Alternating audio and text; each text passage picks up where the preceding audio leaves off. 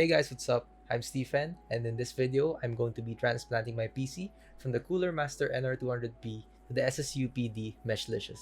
So make sure to stay tuned and watch till the end of the video to see the final build. Let's go! I've also split this video into chapters, so you can jump to specific parts of this video. Let's just go through the specifications of the Meshlicious.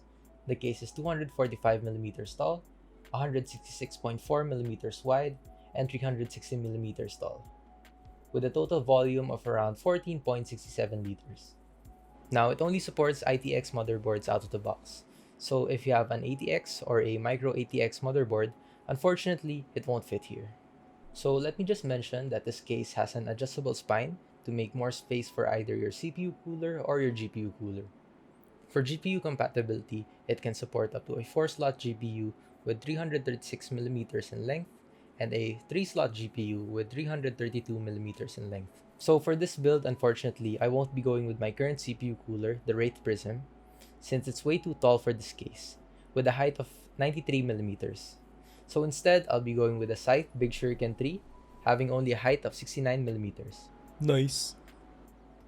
So if you want to go with an AIO in this case, like most people, you can fit up to a 280mm radiator at the front of the case.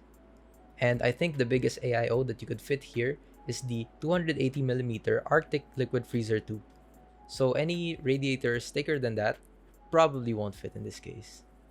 And finally, for the power supply compatibility, you can fit either an ATX, an SFX-L, or an SFX power supply in this case. So the options for power supplies in this case is quite flexible. Okay, now that we've covered the specs of the Meshlicious, let's quickly run down on the parts I'm using for my current NR200P build. So first, for the CPU, I'm using a Ryzen 7 3700X, which I overclocked to 4.2 GHz on all cores and undervolted to 1.3125 volts. Now for the GPU, I'm using the Aorus RX 5700 XT, which I manually tuned in the Radeon software.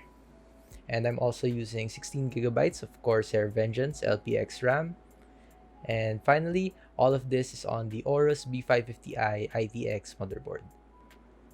Let's go!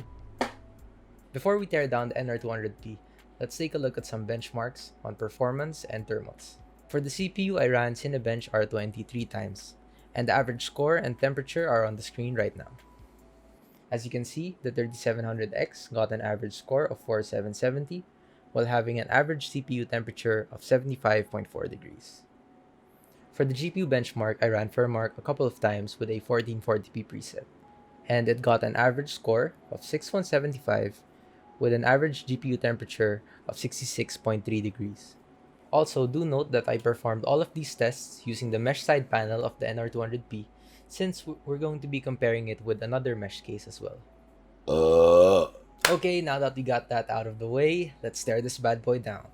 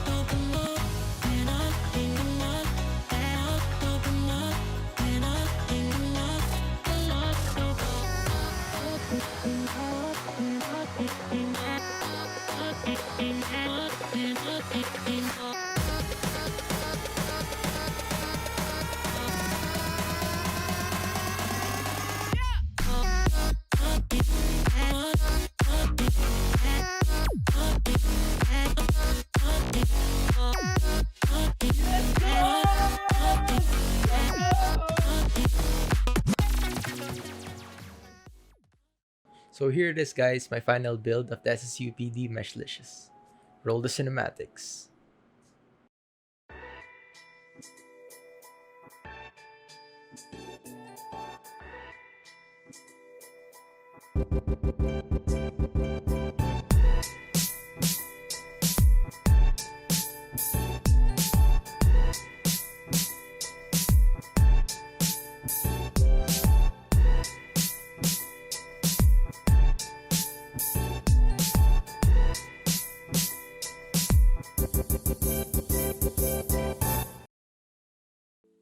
I hope you enjoyed the time lapses of the NR200P Teardown and the Meshlicious Build. Building in this case was fun and relatively easy considering this is an ITX case. But I just struggled a little because I didn't read the instructions. So make sure to read the instructions, guys. But I am very happy with how this build turned out. The sleek black case plus the RGB accents really go well together. Plus, it frees up more space on my desk for maybe a second monitor. Now let's see if all these mesh panels really make it a better case than the NR200P. Let's take a look at some benchmarks. As you can see on the screen, the Cinebench R20 scores of the NR200P at 4.2 GHz and 1.3125 volts were better than the Meshlicious with the Big Shuriken 3. But there's quite a difference in the CPU temperatures, with the Meshlicious only having an average CPU temperature of 69 degrees in the Cinebench multi-core render.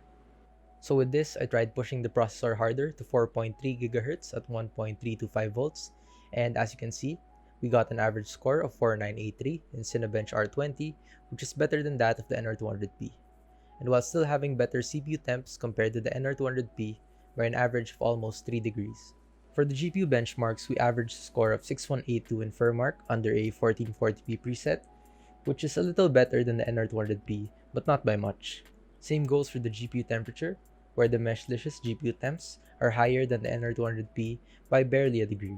But considering we're using a negative pressure airflow, which pulls hot air out in the sandwich layout case, this is still a great result, since using this setup usually bumps the GPU temps by a bit. Finally, the build is complete, and all I can say is this PC looks so clean, and I'm very happy with how it turned out. I haven't seen many builds in the Meshlicious using an air cooler for the CPU, so I was really excited in making this video. And hopefully this gives you an idea of the temps when using an air cooler for this case, and how the case looks as well. So if you're also interested in getting this case, this is now available at $119 MSRP. But personally, I got this case for 7,440 pesos from Tech by Tricks, a local seller here in the Philippines. You can hit up his Facebook page if you're in the Philippines and if you're interested in getting this case as well. Link in the description. Now that's it for this video. I hope you enjoyed watching, and if you did, don't forget to like and share this video, and hit that subscribe button down below if you want to see more content like this in the future. Leave a comment as well if you have any questions about this case or anything in general. I'll try my best to answer them. I also have a Facebook page where I stream mostly games and PC related content, so consider dropping by and following the page as well. Link in the description. Anyway, I'm Stephen. Thanks for watching. Peace.